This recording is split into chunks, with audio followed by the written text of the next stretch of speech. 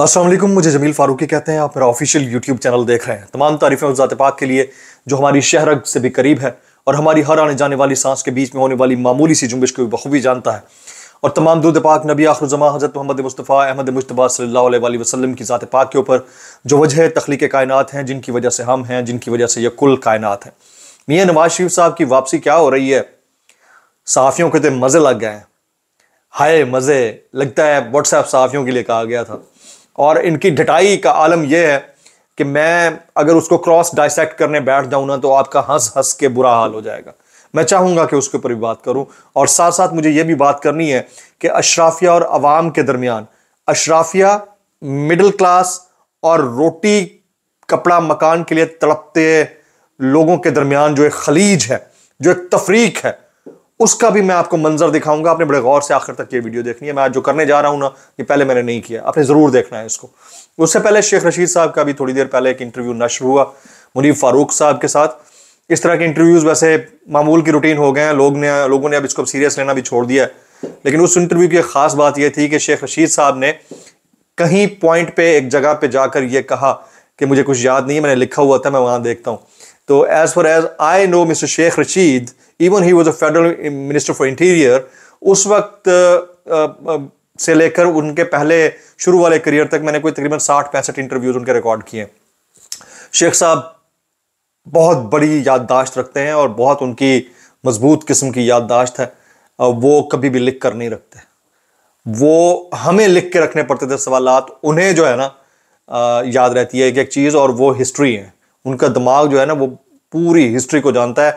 तो मेरे लिए बहरहाल ये वाला पॉइंट बड़ा छंबे वाला था। अब इसको आप देख लें कि इसको किस तरह से डायसेक्ट करना है, लेकिन मुझे ये चीज बड़ी अजीब लगी है। अब जरा बात कर लेते हैं व्हाट्सएप सहाफियों की। मैं जरा एक पिक्चर दिखा रहा हूं, देखें। इनमें से कुछ यकीनन जो इंटरनेशनल जरीदों के साथ मुंसलिक हैं उनको इदारा पे करता है, लेकिन जो कुछ मजीद चेहरे हैं, देखिएगा जरा, आपके सामने चेहरे आ रहे होंगे। अब इनके चेहरे चेक करें और ये टेलीविजन पर आकर क्लेम करते हैं कि हम तो अपने पैसों से टिकटें भरकर जो है ना वो दुबई गए। यकीनन आप गए होंगे, शायद आपको आपके मालकान ने नहीं बताया होगा कि आपकी टिकटों के पैसे उन इश्तिहारात की मद में पहले ही अदा हो चुके हैं जो उनकी जेबों में जा चुके। तो आपको शर्म नहीं आती यार इस तरह के क्लेम्स टेलीविजन पर बैठ के करते हुए? मैं तो हैरान होता हूँ कि किस तरह आप ये क्लेम कर लेते हैं। और वापसी पे जो पूरे का पूरा तैयारा बुक हुआ है उसके लिए भी आपने टिकटें खरीदी हैं।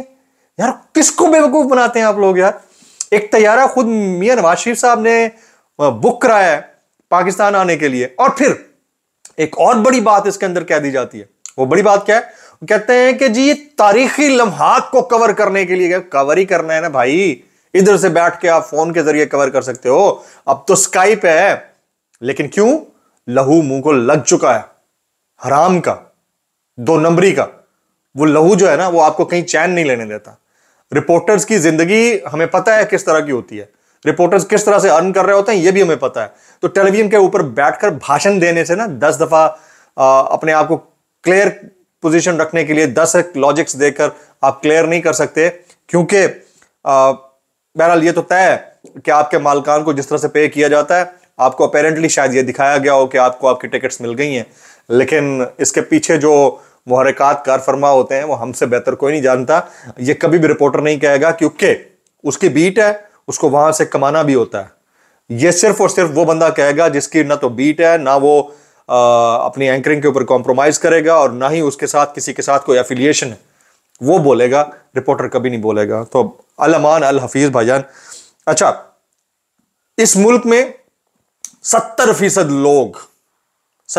लोग गरीब गुरबा है।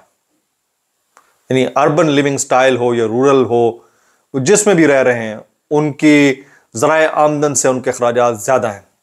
रोटी उनके लिए महंगी हो चुकी है। एक ऐसे मुल्क के अंदर जहां गुर्बत रोज बरोज बढ़ती जा रही है, पॉवर्टी लाइन से नीचे का जो तबका है वो पिसता चला जा रहा है, उस मुल्क में एक एब्सकॉन्डर को, जो अभी 24 तारीख तक फिर से जमानत पर है, जमानत चाहे जैसे भी मिली, निजाम इंसाफ के मुंह के ऊपर भी बड़ा क्वेश्चन मार्क है, निजाम कानून के ऊपर भी बहुत बड़ा क्वेश्चन मार्क है। 425 सेकंड के अंदर हिफाजती जमानत मंजूर कर ली गई। वो तो एक अलग डिबेट है। उस मुल्क के अंदर एक एब्सकॉन्डर को, एक भगोड़े को, एक मफरूर और इश्तिहारी शख्स को जो ऑलरेडी जमानत पर था और फिर जमानत पर है, उसको रिसीव करने के लिए सिविल एविएशन अथॉरिटी ने इजाजत दे दी है। कि आपका एक तो तैयारा उतरेगा, दूसरा उस तैयारे के ऊपर गुलपाशी करने के लिए एक और तैयारा भी जा सकता है, दूसरा फिर हेलीकॉप्टर्स भी जा सकते हैं। ये आप जरा, मैं आपको तराशा दिखा रहा हूं, ये देखिएगा, सिविल एविएशन अथॉरिटी का तराशा है। तो कोई भी शख्स, पार्टी कारकुन जो है ये करा रहा है तो ठीक है जी, बड़ी जबरदस्त बात है। कौम भी फुद्दू बनी हुई है और आपने कौम को फुद्दू बनाया हुआ है तो बने रहने दें, क्या फर्क पड़ता है इससे कोई फर्क नहीं पड़ने वाला। लेकिन इस मुल्क की सरमायादार तबका जो है वो सरकारी अमलाक को भी नहीं छोड़ता। मैं आपको ये फुटेज दिखाने लगा हूं, ये एक ट्रेन की फुटेज है। इस ट्रेन के ऊपर किस माइकल लाल ने इनको परमिट किया है कि सरकारी ट्रेन के ऊपर आप इतनी ज्यादा मीनाकारी करवाएं नवाज शरीफ साहब के लिए और पैनाफ्लेक्सेस लगवाएं और उसके ऊपर पेंट करवाएं? किसने परमिट किया है? सरकारी ट्रेन तो सरकारी ट्रेन होती है ना, सरकारी ट्रेन पे किसने परमिट किया है? और वो भी फिर खाली जा रही है यार। मतलब सिर्फ ट्रेनों के ऊपर पेंट करवा देने से पब्लिक थोड़ी आ जाती है। ये तो जुल्म है, इस मुल्क के अवाम के साथ जुल्म है। और फिर आप जितना बड़ा आप लेवल प्लेइंग फील्ड का नारा लगा दें, ये तो तय है कि आप पार्टी बने हुए हैं। I am talking about the care taker setup. Party बने हुए हैं और आप पार्टी बनकर फैसिलिटेट कर रहे हैं मीनार पाकिस्तान जलसे को। देख लेते हैं मीनार पाकिस्तान जलसे में क्या होता है। अच्छा, ये हसन अयूब साहब हैं, एक जर्नलिस्ट हैं जनाब, ये आजकल दुबई में ही हैं। जरा देखिएगा, इन्होंने ट्वीट किया हुआ है, ये जरा ट्वीट मैं आपको दिखा देता हूं। चेक करें कहीं मार्केट में बरनॉल की किल्लत तो नहीं होगी। अब आप अंदाजा करें ये इनका लेवल है, यानी मार्केट में बरनॉल की किल्लत होने ना होने के हवाले से बात हो रही है। अब नवाज शरीफ साहब जो है वो मोहम्मद बिन सलमान साहब से मुलाकात कर चुके हैं सऊदीया में, और उसके बाद जब वो दुबई के लिए रवाना हो रहे थे तो उनके साथ एक तस्वीर आई। ये तस्वीर देखिएगा। चले, इसमें तो मियां नवाज शरीफ साहब तो नजर आ रहे हैं ना, हशाश बशाश। उनके साथ उनके एक साहबजादे खड़े हुए हैं, हुसैन नवाज साहब। ये वही शख्स है ना जो कुछ दिन पहले कह रहे थे मेरा सियासत से कोई लेना देना नहीं है। ये वही है ना, मेरा तो सियासत से कोई लेना देना नहीं। अब बजी आ रहे हैं, सियासत से कोई लेना देना नहीं है। तो अब आप क्या कर रहे हैं भाई इधर? क्योंकि अब बजी आ रहे हैं, एक पॉइंट पे बजी हो रहे थे, एक पॉइंट पे सियासत से लेना देना कोई नहीं है। ठीक है जी, बड़ी जबरदस्त बात है। अब जरा आ जाते हैं इस ओवरऑल सिनेरियो में। रियासती मशीनरी, पंजाब के अंदर हुकूमती मशीनरी के साथ साथ असातिज़ा को किस तरह इंगेज किया जा रहा है और बच्चों को किस तरह इंगेज किया जा रहा है। ये एक फुटेज आई है, एक स्कूल की फुटेज है।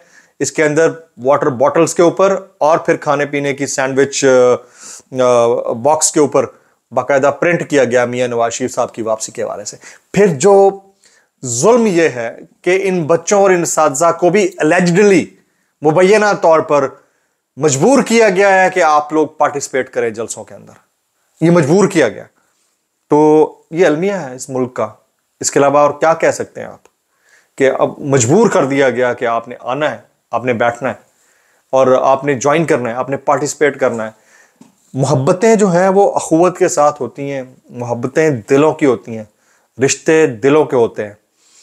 लोगों का खून चूस कर, लोगों के खून पसीने की कमाई चूस कर, हवा के जरिए फूलों की पत्तियां निछावर कर देने से कोई दिलों का बादशाह नहीं हो जाता।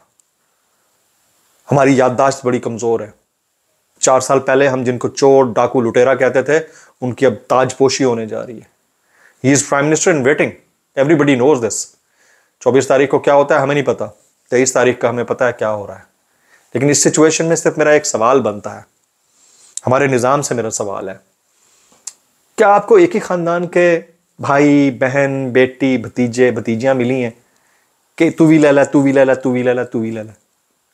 यार कोई खुदा का खौफ करो यार, खुदा का खौफ करो। इस सिस्टम में हम, पढ़ा लिखा नौजवान क्या सोचता होगा, पढ़े लिखे लोग क्या सोचते होंगे, जो मायूस हो चुके हैं वो क्या सोचते होंगे।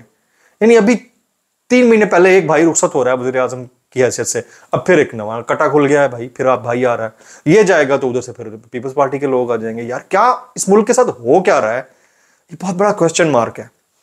पढ़ा लिखा तबका और खासतौर पर जो स्टूडेंट तबका है वो तो अब इंटरेस्ट लेना छोड़ गया है ना। जिनको मौका मिलता था वो निकल गए बाहर। जो पाकिस्तान में बैठे हुए हैं, honest, upright, to the point बोलने वाले, वो ऑफियर हैं बहुत सारे लोग। कईयों की नौकरियों से फारिग करवा दिया गया सिर्फ डिफरेंस ऑफ ओपिनियन की वजह से। हम भी उसी विक्टिमाइजेशन चेन का हिस्सा बने हैं। लेकिन क्या है, कोई it's okay, it's a part of life. जिंदा है, पाकिस्तान जिंदाबाद का नारा हमेशा मारते रहेंगे जब तक दम में दम है। पाकिस्तान के लिए जी रहे हैं, यहीं जिए हैं, यहीं जिए हैं, यहीं मरेंगे, यहीं, यहां से जाने वाले हम कहीं नहीं है।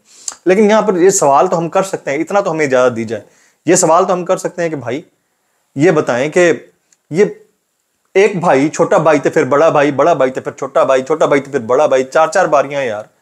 मतलब इससे बड़ा जुल्म तो इस कौम के साथ कोई नहीं हो सकता ना। फिर कभी फिर शहजादी आ जाती है, कभी फिर शहजादा आ जाता है। This should be over now, this should be over now. आज के व्लॉग से इतना ही। जमील फारूकी, जा दीजिएगा। अस्सलाम वालेकुम।